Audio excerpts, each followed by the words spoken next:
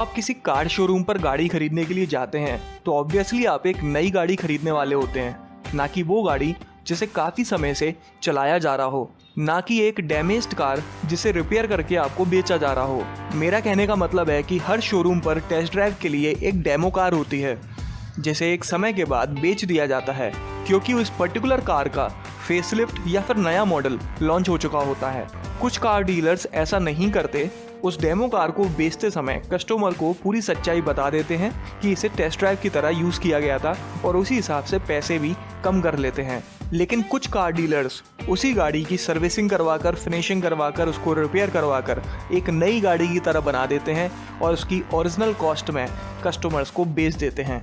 वहीं कुछ गाड़ियां ऐसी भी होती हैं जो ट्रांसपोर्टेशन के दौरान या फिर किसी और तरह से डैमेज हो जाती हैं, लेकिन बेचने के पहले उन डेंट्स को रिपेयर कर दिया जाता है।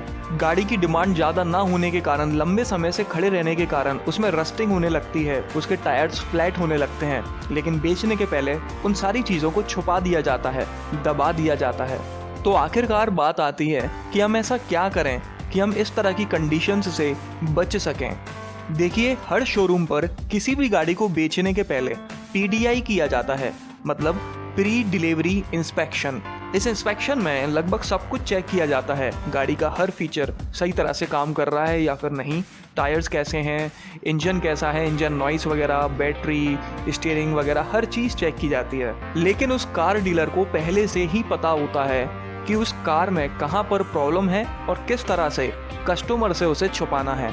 इसीलिए गाड़ी आपके नाम पर रजिस्टर होने के पहले इसी तरह का इंस्पेक्शन आपको खुद अपने लेवल पर जरूर करना चाहिए। इस इंस्पेक्शन को करने के लिए आपका कार एक्सपर्ट होना जरूरी नहीं है, कोई भी इसे आसानी से कर सकता है। लेकिन अगर आप फिर भी और ज़्यादा सिक्योर होना चाहते हैं तो किसी ऐसे बंदे को जो कार की नॉलेज रखता हो या फिर किसी मैकेनिक को आप अपने साथ में ले जा सकते हैं। तो कुछ इस तरह से करना है कि सबसे पहले तो आप गाड़ी को उस जगह पर ले आएँ जहाँ पर लाइट अच्छी हो, अगर डे लाइट है तो ज़्यादा बेहतर है। उसके बाद गाड़ी के एक्सटीरियर को काफ़ी ध्यान से देखना है, जितना हो सके उतना पास में आकर। क्या गाड़ी के पेंट में कहीं पर कोई डिफरेंस नज़र आ रहा है, चाहे वो थोड़ा बहुत ही डिफरेंस क्यों ना हो। अगर वहाँ पर डिफरेंस नज़र आता है तो इसका मतलब है कि वो गाड़ी वहाँ से डैमेज थी और उसे बाद में रिपेयर किया गया है। गाड़ी के टायर्स को काफ़ी ध्यान से देखें, क्या वो बिल्कुल नए नज़र आ रहे हैं या फिर थोड़े बहुत कहीं ना कहीं से घिसे हुए नज़र आ रहे हैं। गाड़ी की lights, wiper, steering controls, music system, speakers, aux, USB, navigation, Android Auto, Apple CarPlay, cooled glove box, sunroof, seat adjustment, central locking, air conditioner, sunroof वगैरह वगैरह जैसे सभी फीचर्स को आपको चेक करना है। गाड़ी के इग्निशन को ऑन करके उसकी इंजन नॉइस सुने, कैबिन के अंदर और कैबिन के बाहर। गाड़ी के बोनट को खोलकर उसकी बैटरी को चेक करें, क्या वो एकदम नई नज़र आ रही है। बैटरी के ऊपर लगे हुए तार में क्या थोड़ी बहुत भी रस्टिंग आपको नज़र आ रही है। गाड़ी चालू करने पर एग्जॉस्ट में से थोड़ा बहुत भी धुआं तो नहीं निकल रहा। ये सब सुनने में काफ़ी ज़्यादा लग रहा होगा, लेकिन विश्वास मानिए ये सब चेक करने में 5 मिनट से ज़्यादा नहीं लगता। जब आप ये सब चेक कर लें तो आप उस गाड़ी की अच्छी तरह से टेस्ट ड्राइव लें, कम से कम 15 मिनट, और ध्यान दें कि क्या कहीं से किसी तरह की कोई आवाज़ आ रही है इंजन में से या फिर गाड़ी में से, ब्रेक्स, एक्सीलेटर या फिर क्लच या फिर किसी और चीज़ में किसी तरह की कोई प्रॉब्लम तो नज़र नहीं आ रही। ये सब करने के बाद ही आप उस गाड़ी को अपने नाम पर रजिस्टर करवाएं, और रजिस्ट्रेशन हो जाने के बाद उस कार पर आप अपनी नज़र ज़रूर बना के रखें। उस कार को वापस सर्विस सेंटर के अंदर ना जाने दें, चाहे कैसा भी कोई भी काम हो। अगर अंदर ले जाना मजबूरी है तो किसी ना किसी को साथ में ज़रूर भेजें। अगर आप और ज़्यादा सिक्योर होना चाहते हैं तो आप पूरे इंस्पेक्शन का एक वीडियो भी बना सकते हैं। इतना सब कुछ करने के लिए मैं इसलिए कह रहा हूँ क्योंकि इस तरह के एक नहीं काफ़ी सारे केसेस देखे जाते हैं। शोरूम से जब आप गाड़ी खरीद के अपने घर ले आते हैं तो उसमें कुछ कमियां नज़र आने लगती हैं। देखने पर ऐसा लगता है कि यहाँ पर डैमेज था जिसे बाद में रिपेयर किया गया है। और इस तरह की प्रॉब्लम्स के बारे में जब आप शोरूम पर वापस बात करते हैं तो वो लोग कहते हैं कि सर, हमने तो गाड़ी पूरी इंस्पेक्ट करके ही दी थी, ऐसी कोई प्रॉब्लम उस गाड़ी में नहीं थी जो गाड़ी हमने आपको दी थी। इसीलिए गाड़ी अपने नाम पर करवाने के पहले उसकी अच्छी तरह से जांच करना काफ़ी ज़रूरी है। अगर आपको कोई कमी नज़र आती है तो आप या तो डीलर से दूसरा पीस मांगें या फिर पैसे कम करवा लें। हो सकता है जो गाड़ी आप कार डीलर से खरीद रहे हो उसे इस साल नहीं पिछले साल मैन्युफैक्चर किया गया हो। मेरा मतलब है कि मान लीजिए आप 2018 में कोई नई गाड़ी खरीदने के लिए जाते हैं और डीलर आपको वो गाड़ी बेच देता है जिसे 2018 में नहीं 2017 में मैन्युफैक्चर किया गया था। अगर गाड़ी काफ़ी लंबे समय से शोरूम पर रखी हुई है तो उसके टायर्स फ्लैट होने लगते हैं, उसमें जगह जगह पर रस्टिंग होने लगती है। इसलिए अगर आप लास्ट ईयर की मैन्युफैक्चरिंग खरीद रहे हैं तो लंबे समय से रखे रहने के कारण उस गाड़ी में किसी तरह की कोई प्रॉब्लम तो नहीं आ गई है। मैं आपको बता दूं कि शोरूम पर जब भी लास्ट ईयर की मैन्युफैक्चरिंग को बेचा जाता है तब उनके प्राइसेस को ओरिजिनल प्राइसेस से कम रखा जाता है ताकि स्टॉक को क्लियर किया जा सके। लेकिन कुछ कार डीलर्स आपको मैन्युफैक्चरिंग ईयर नहीं बताते और उस गाड़ी को उसके ओरिजिनल प्राइसेस में बेचने की पूरी कोशिश करते हैं। इसीलिए उस गाड़ी के मैन्युफैक्चरिंग ईयर को पता करने के लिए आप उस गाड़ी का VIN number, vehicle identification number check कर सकते हैं, या फिर आप फॉर्म 22 मांग सकते हैं जिसकी मदद से आपको उस गाड़ी के बारे में छोटी छोटी डिटेल्स भी पता पड़ जाएंगी। अगर उस गाड़ी को लास्ट ईयर मैन्युफैक्चर किया गया था तो आप काफ़ी आसानी से उस गाड़ी के प्राइसेस को कम करवा सकते हैं।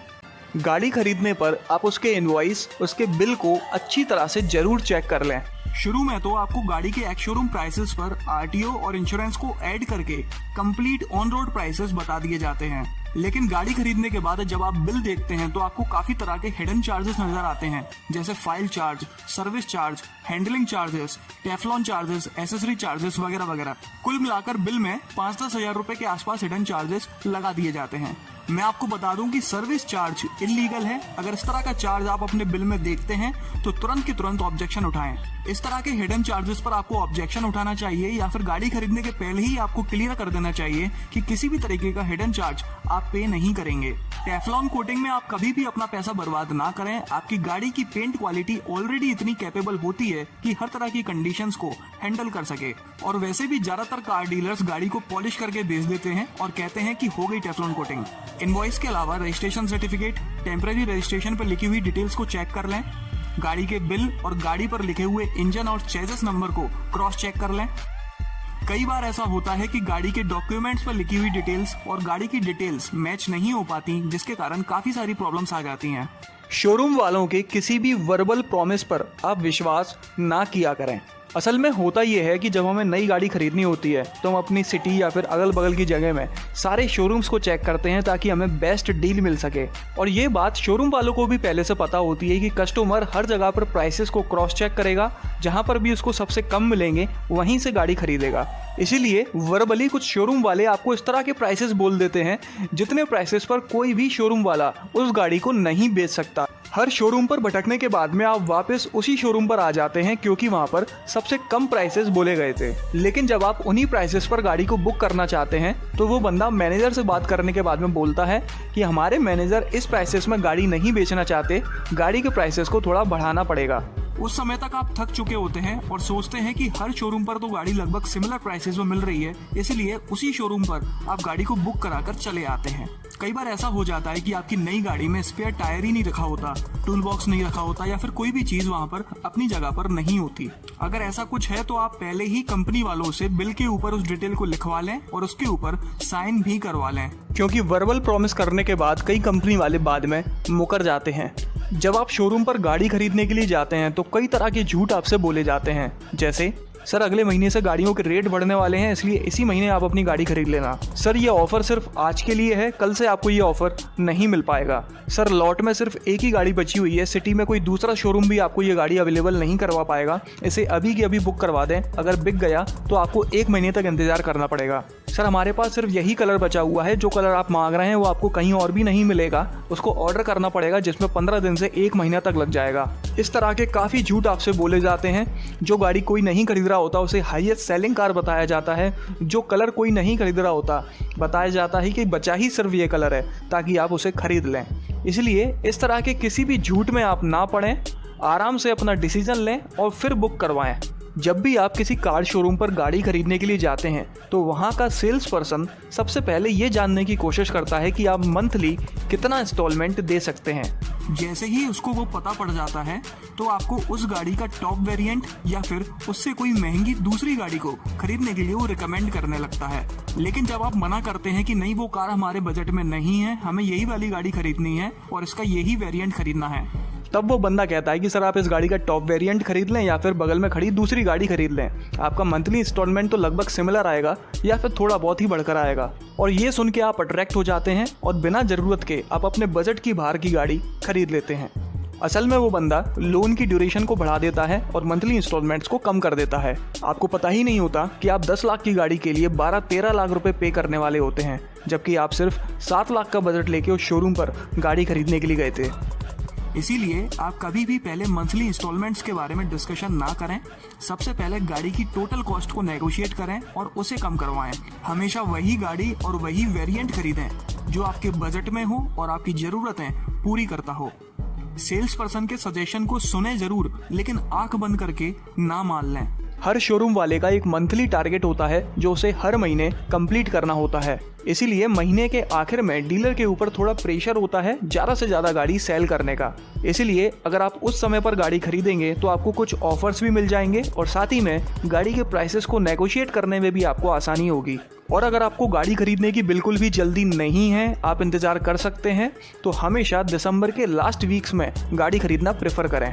उस समय आपको हर शोरूम पर हर गाड़ी पर काफ़ी सारा डिस्काउंट और ऑफर्स मिल जाते हैं। देखिए, शोरूम वाले अपना बिजनेस कर रहे होते हैं, इसलिए कस्टमर से ज़्यादा मुनाफा बनाने की कोशिश करते हैं। Extended warranty, accessories, road side assistance, Teflon coating, rust protection, fabric protection, free services के नाम पर। इसलिए इस तरह की बातों में आप कभी ना आएँ। गाड़ी के साथ आपको ऑलरेडी 2 से 5 साल की वारंटी मिलती है। उस दौरान गाड़ी का कुछ नहीं बिगड़ता। जब आपकी वारंटी ख़त्म होने वाली हो तब इस तरह के ऑफर्स पे ध्यान देना चाहिए। उसी तरह से जो कार एसेसरीज़ आपको लोकल मार्केट में से मिल सकती हैं, वो एसेसरीज़ कंपनी से ख़रीदना आप जितना हो सके उतना अवॉइड करें। कुछ कार डीलर्स कुछ एसेसरीज को आपको फ्री में प्रोवाइड कर रहे होते हैं। असल में वो एसेसरीज फ्री में नहीं होती, उन एसेसरीज के प्राइसेस को वो ऑलरेडी बिल में एडजस्ट कर चुके होते हैं। इसीलिए आप उन एसेसरीज को लेने के बजाय शोरूम वालों से कहें कि ये एसेसरीज जितने की भी हैं उतने पैसे आप बिल में से कम कर दें।